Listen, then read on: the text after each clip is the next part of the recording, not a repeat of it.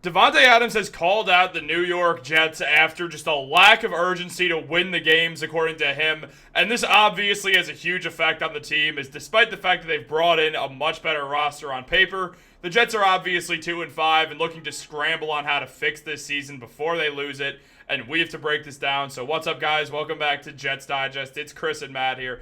And we're going to jump right into the video, as always, because Davante Adams just called out the Jets very recently in the locker room and essentially accused them of not having a winning culture. So let's take a look at his comments here. As Adams mentioned, obviously there was a lack of energy and urgency out there talking about the Steelers game. It was apparent. I've played on teams that have winning culture. Basically, I took a moment to let them know I had reservations about speaking up too early and being too vocal. But in my mind, according to Adams, he said, F that, because we don't have time. I've got to do whatever I've got to do to help this team move forward. I wouldn't have been able to sleep if I didn't speak up on it. So, I mean, Matt, there's one way to decipher this. Davante Adams just said the Jets don't have a winning culture, and frankly, he's right. Yeah, so, I mean, the Jets, obviously, Chris, we've been talking about how they need to have a leader in the locker room. And it's strange that's coming from a guy who was just traded for. But, hey, if the players can rally around him, then I'm all for it. Same. So hopefully this is a guy who has won a lot of games, maybe not won the Super Bowl, but he's won a lot of games. He's gone to the playoffs multiple times with Aaron Rodgers. He knows how to win in the National Football League regular season and partially the playoffs as well. So we need someone to step up. He can hopefully step up. Saying the Jets don't have a winning culture, it sucks to say, but he's absolutely right.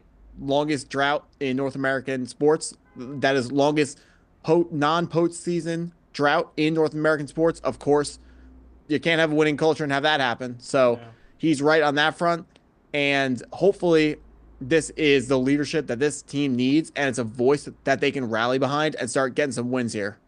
Yeah, I mean, look, the team just has not been good, obviously. No 2-5 team looks good ever. That doesn't happen. And yeah, on paper they're great, but on the field they're not so great. Playing the Patriots in a few days, it's as much of a must-win as they've had all year because, well, every day it seems like we're saying, oh, this next game's a must-win for the Jets, and they lose it. We said that about the Bills. They lost that game. We said that about the Steelers. They got ransacked that game. We're now saying that about the Patriots, but at this point, you lose to a one-win Patriots team. You might as well pack it in. There's no reason to even keep playing the season. And Adams, he had a lot to say. It wasn't just that. So, taking a look, he also mentioned a lot of these guys, almost knocked over my microphone, a lot of these guys in here haven't been anywhere else where they've won and had that urgency that it takes in order to be a good team. This team being so talented roster-wise, it's just a waste to have everyone out there and to have a dead sideline like that when speaking on Breece Hall's huge run. I'm not here to be the savior. The whole world, Donald Trump was at the game. I'm not sure if that was because of me or not. Everybody is sitting here expecting it to become me go out there and go put up 200 yards and 3 touchdowns. That's a storybook ending. Obviously, that would have been amazing if that happened. I'm here to help shift this culture more than anything. And I mean, look, he's right there on the degree of the Breece Hall situation. At the same time, yes, it's great that Davante can come here and give a massive culture shift. Clearly, Aaron Rodgers was not thrilled with the Jets' culture throughout the beginning of the season. Getting his favorite teammate of all time is going to help that, especially because it's a teammate who, as you said, he knows how to win. Has he won a Super Bowl? No, but he's been to the playoffs a handful of times with Aaron Rodgers throwing him the ball. Everyone knows how good Davante Adams is. He's 31. He's been around the block now for a while. The man knows how to win football games. And frankly, most players in the Jets don't, because a lot of them are young. A lot of them have a lot of promise, but they've been on these Jets teams that have been terrible. And this is another Jets team that looks terrible if you just look at the record. You would not imagine that Aaron Rodgers and Davante Adams are on this team and that they have arguably the best defensive back in football. No one would think that. If you see this record, just like, oh, classic Jets, they suck. Probably everyone sucks. They beat 2 terrible teams, which they did. Like, it's this situation where, look, Adams, yes, he has to be a culture changer. He also has to go out there and help score 3 touchdowns and get 200 yards if he could do that. He has to do as much as possible because, as we've said time and time again, the receivers are not on the same page as Rodgers. Davante's always on the same page as Rodgers. Yeah, so it's important that we keep bringing up the culture that Davante Adams is going to try to imprint on the New York Jets. this Brees play that everyone was quiet on the sidelines, he's talking about when Aaron Rodgers was stuck in the pocket for a little bit, started collapsing. He took a couple steps to the right, sidearm passed it to Brees, and then he took it all the way down to the 5-yard line. But if you remember that, what happened next was the Jets had to call a timeout because the clock was running down, which is, again, continues to be extremely frustrating. But he said no one on the sidelines after that play was even like celebrating, or they weren't going crazy. There just wasn't a lot of energy on the sidelines, and that has to change. Davante Adams is going to bring some new, the different culture. He's going to bring a new way of thinking to the sidelines. I'm sure maybe Aaron Rodgers isn't the leader that our quarterback perhaps needs to be, but we can't ask Aaron Rodgers to be something that he's not. If he's not a leader, we can't ask him to be something he's not. So Davante Adams, it certainly seems like he is interested in taking over this leadership role for the Jets.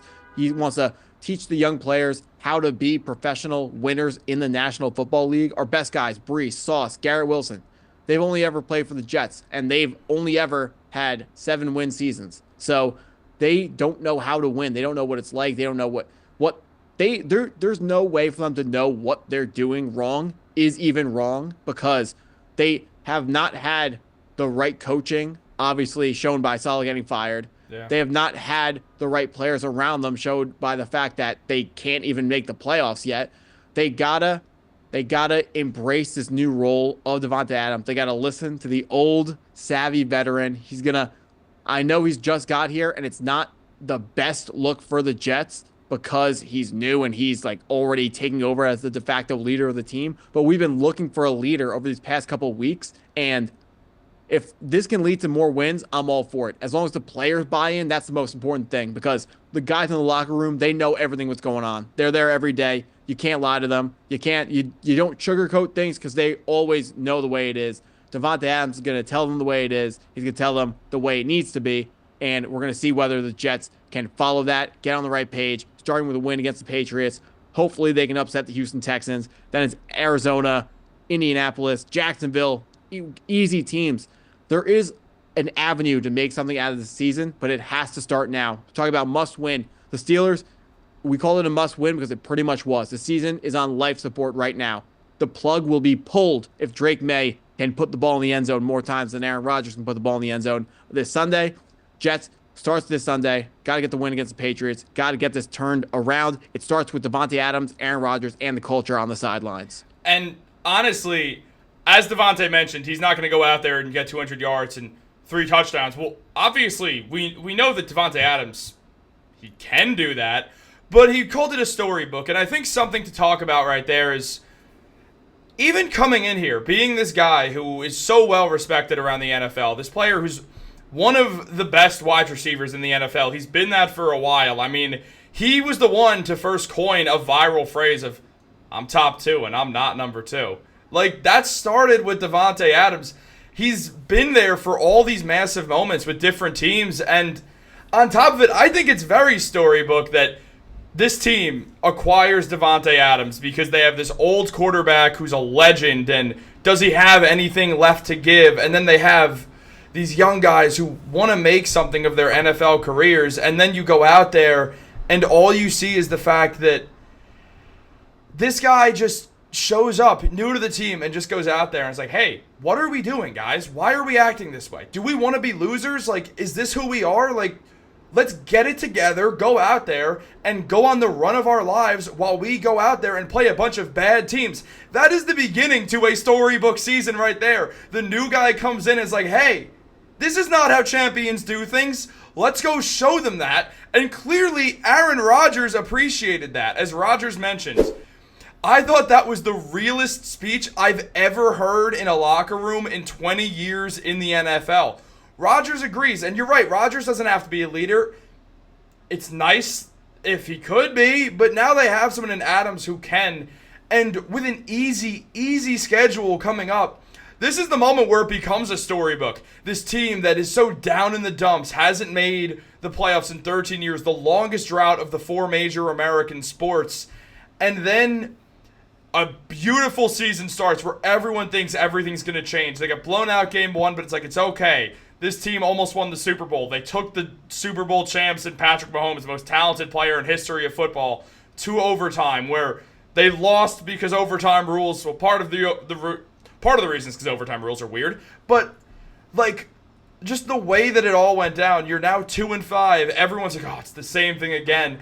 You acquire this superstar who's like, no, I'm not having this. I don't know what y'all were doing.